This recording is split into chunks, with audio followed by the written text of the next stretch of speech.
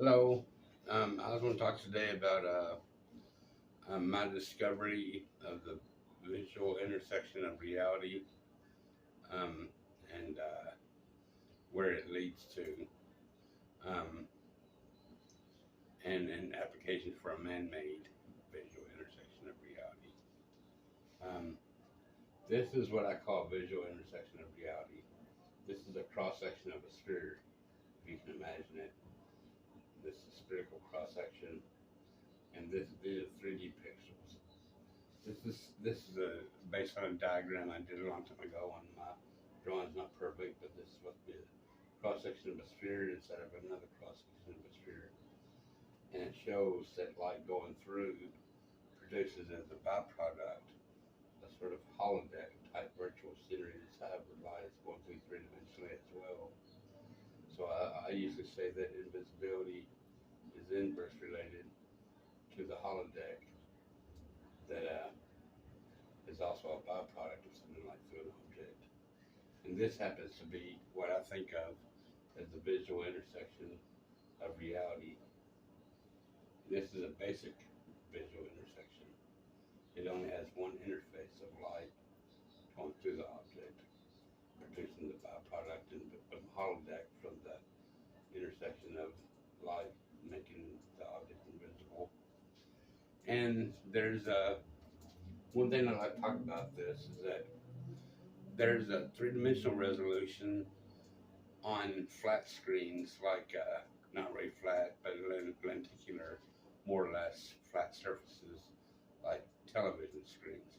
But I don't think that there is a truly three-dimensional resolution measure for objects that are actually three-dimensional. If you think of a TV like a fully three-dimensional object and little 3D picture elements are all around it.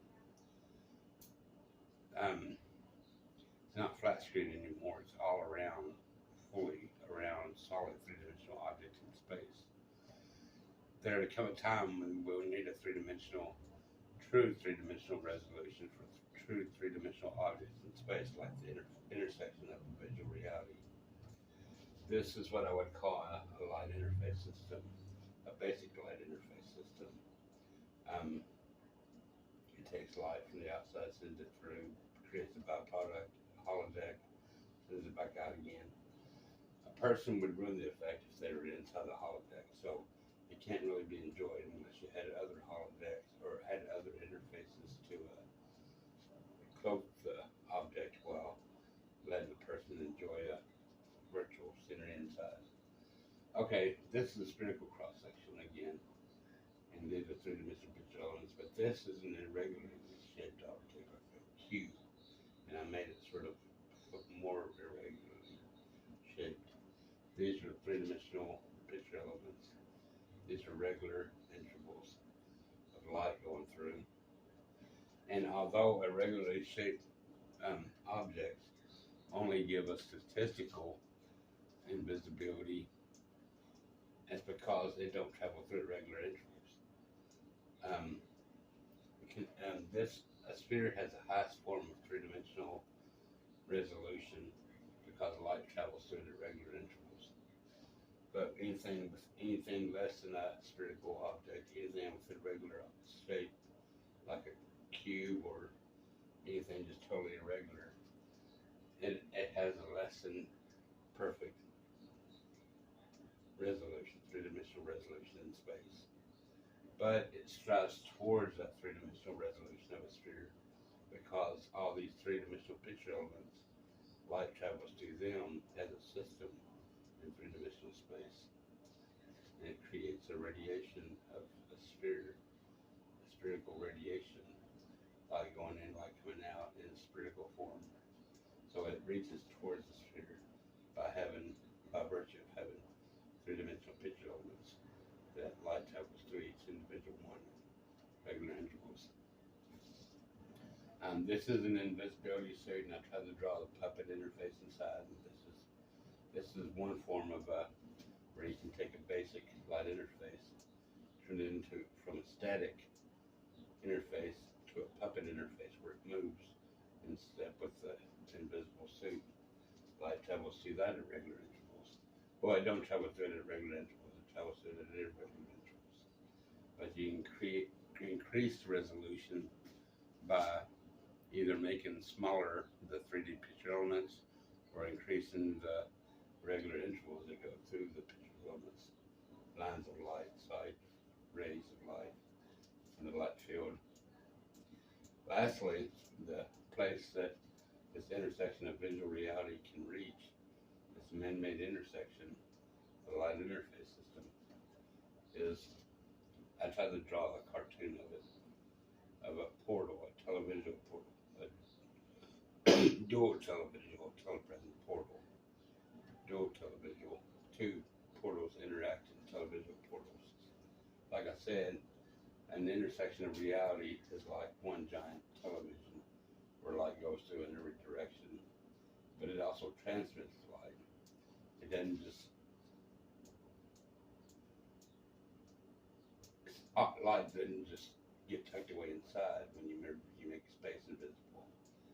With the dual televisual, telepresent portals, with extra multiple interfaces, you can actually make a telepresence between you and your partner somewhere else in a distant location. This is where we come upon the mirror worlds. They're dual televisual, and they come from this intersection of a visual reality. It's a visual reality being televised. Dual televisual, telepresent portals. And for telepresence, you need more than one interface. You need the cloak interface to take care of the light going through the object to make the portal invisible, and you need the inverse holodeck interface where the person is in.